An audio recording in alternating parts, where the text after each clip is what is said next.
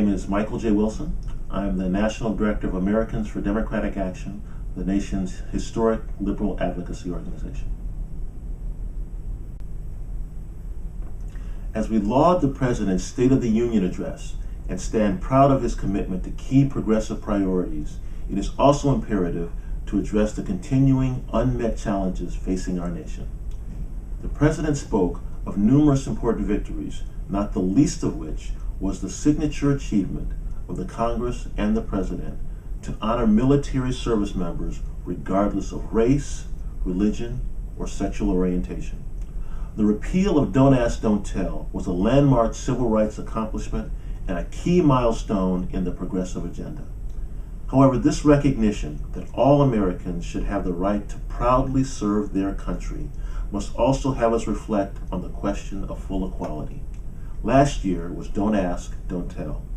This year, we should both ask and tell stories about the lives of our military service personnel as well as private citizens who are prevented from having their private commitments, their families, recognized. We must strive for equality in the right to marry as we did in the right to serve.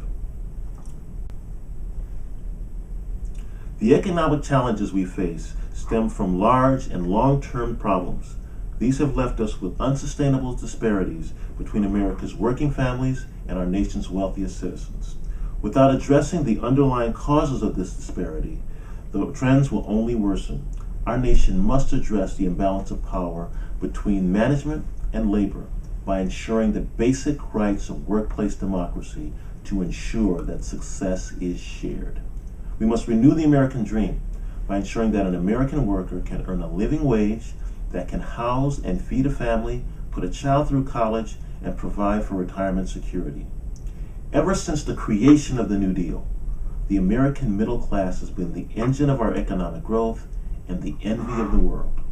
Ensuring its survival is critical to our nation's success.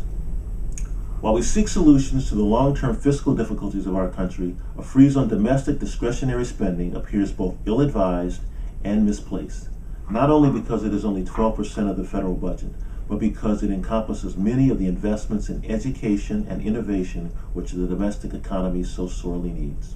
In calling Americans, especially young Americans, to join in public service and as teachers, they should know that the sacrifice that they will make will not be ignored, and they will have an opportunity to earn a wage commensurate with their experience and ability, not artificially held down by an arbitrary freeze in pay.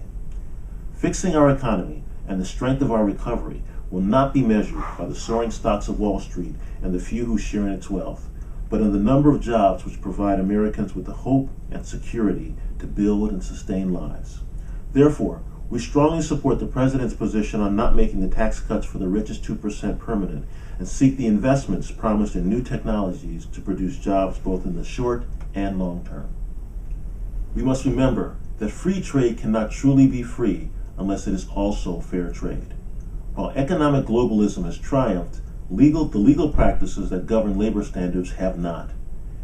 In order to provide our workers with a level playing field, we should make sure that such standards are applied in a fair and consistent manner and do not provide an unfair advantage due to violations of human rights, child labor, or workers' rights. Only then can we share in both the economic benefits and social benefits of an integrated global economic system. Of what the year brings, President Obama has challenged the nation with a strong message of unity and a statement of strength that speaks to our civic pride. That is the leadership America needs.